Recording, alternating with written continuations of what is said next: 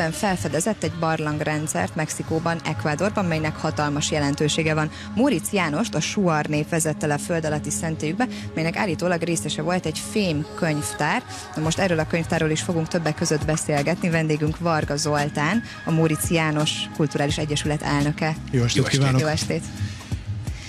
Beszéljünk magáról először a barlangrendszerről, és aztán menjünk rá szerintem a fémkönyvtárra, tehát hogy így fokozzuk a hangulatot. Ez egy mesterséges vagy egy természetes barlangrendszer? Móricz János állítása szerint a felső rész az teljesen természetes járatrendszer, illetve az alsó szakaszok mesterségesek. Több száz, esetleg néhány ezer kilométer hosszan ez az egész Andok alatt húzódik végig. És ez hogy alakulhatott ki, ez a barlangrendszer? Hát a természetes erózió, illetve a karsztosodás nyomán, illetve a mesterséges járatokra a Móricz János utalása szerint ő talált egy fúrógépet, amivel egy ősi vagy egy idegen civilizáció a járatrendszereket összekötötte a lagutakkal. Tehát akkor ez végül is nem emberi kéz alkotta, hanem ez egy segítséggel készült, olyan, mint a piramisok, amiről lehetett hallani. Aztán mondjuk ott már bebizonyították, hogy elméletileg össze lehet rakni, tehát össze tudták rakni az egyiptomiak is a piramisokat, de az ugye sokáig úgy tartották, hogy azokat földön kívüliek tervezték, és mutatták meg az eljárást, hogy készüljenek. Nagyon jó a kérdés, és össze is kötném mindjárt a fémkönyvtárral, miszerint Móricz János állítása szerint, aki már volt a fémkönyvtárban életében 2 alkalommal, feljegyzése szerint a fémkönyvtár nem tartalmaz mást, mint egy ősi civilizáció tudását, amire végül is ezekre a fém lemezekre, aranyozott lemezekre az emberiség eredeti történelme van leírva. Azért lenne érdekes megtalálni ezt a fémkönyvtárat, ugye, és már rendelkezésünkre áll a fordító kulcs, Móricz Jánosnak köszönhetően, ugyanis nagyon sok talány megoldódna ezzel, hogyha végül is írásos emlékeket kapnánk arról a korról, hogy a kőpattintó emberből hogy lett piramisépítő kultúra, civilizáció. Mert valójában rengeteg a fehér folt a történelemben. Most bennem felmerül a kérdés, hogyha Móricz János volt olyan fantasztikus ember, és meghagyott egy ilyen fordító kulcsot, akkor azt miért nem lehet tudni, hogy ez a fémkönyvtár ez hol van? Hogy egyáltalán valóban létezik-e?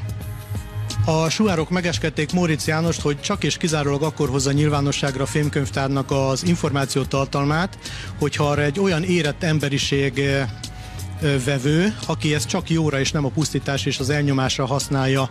Na most őszintén 1965 óta csak rosszabbodott a helyzet, most se lenne sajnos másképpen. Tehát ezek szerint akkor valahol van egy térkép, vagy egy útmutató, hogy lehet eljutni a fémkönyvtárig, csak nem hozzák nyilvánosságra, mert nem akarják, hogy rossz kézbe kerüljön?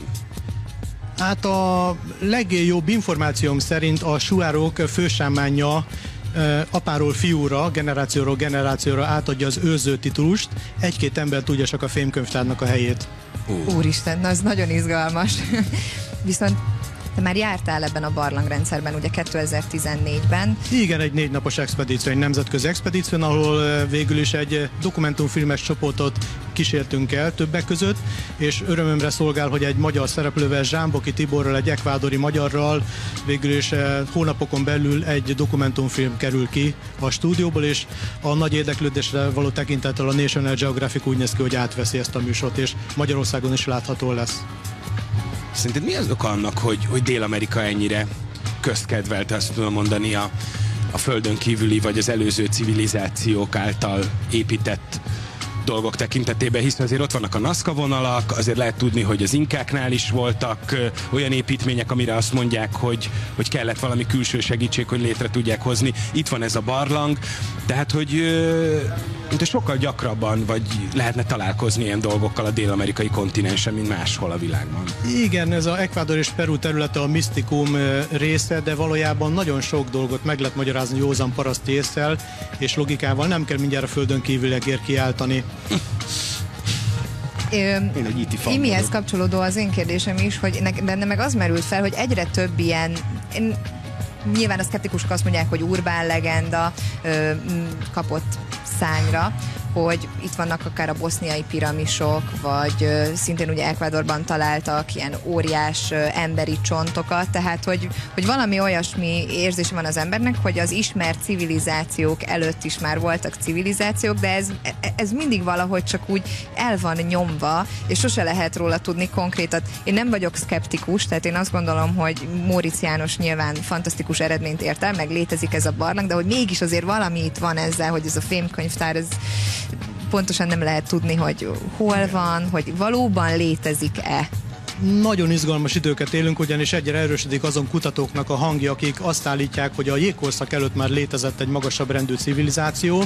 Ezzel magyarázzák mondjuk a Törökország területén lévő Göbekli Tepe romvárosát is, illetve hogyha az egyiptomi szfinxhez valaki kiutazik, akkor a szfinx testén fantasztikus trópusi esőzés okozta eróziós nyomok vannak, és 12-16 ezer évvel ezelőtt voltak csak ott trópusi esők, tehát jóval a piramisok kor előtt, tehát kérdezem, ki építette a szfinxet, tehát logikus az egyiptomi civilizáció előtt.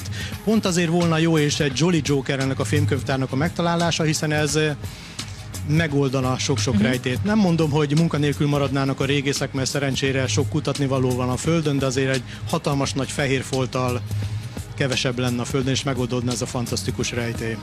Az én munkám valójában az, hogy Móricz János 100. születésnapján megemlékezzek az emlékművénél, tehát szobrot fogunk avatni Guayaquil városában, már meg is van a közpark, ahol ez felállításra kerül. Addig Móricz János munkásságát letisztázni, az elismerésre méltó dolgokat elismertetni, a vadhajtásokat, úgy mondom, a félreértéseket pedig letisztázni erről a dologról, ugyanis rengeteg félreértés, illetve mendemonda kíséri a munkásságát. Ezen dolgozunk a Móricz János Kulturális Egyesület keretein belül, és a Móricz János Kulturális Egyesület nevét, hogyha beírják egyes keresőkbe, akkor ott bővebb információt találnak a kedves érdeklődők. Nagyon szépen köszönjük szépen, és nagyon várjuk, hogy mik lesznek a fejlemények a filmkönyvtár. És hát még én, mert a fél életemet erre tettem rá. Hát akkor együtt izgulunk innentől. Köszönjük. Meghallgattok, viszontlátásra.